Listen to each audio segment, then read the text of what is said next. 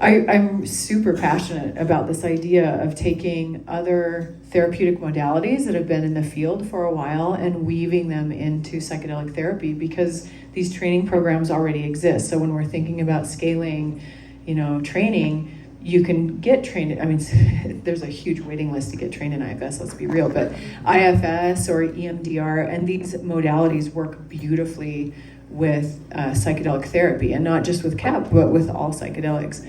So that's my area of specialty, is looking at what steps can you take if you're an EMDR trained therapist. How does that fit in with the whole preparation phase of CAP work, the journey work itself, and then the integration? I just taught a workshop with Dick Schwartz yesterday on IFS and all psychedelics and how to weave that in.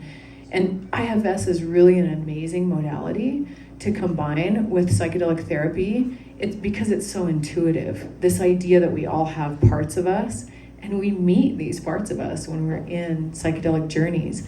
And so thinking about how to metabolize the content that we see and experience in our psychedelic journeys and make sense of it and integrate that into our psyche with meaning.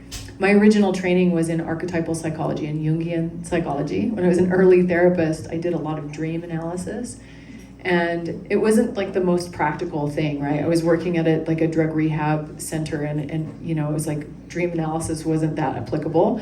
And I'm so delighted that now that I'm doing psychedelic work, this is so perfect for it, because we have all this amazing symbolic content that comes to us.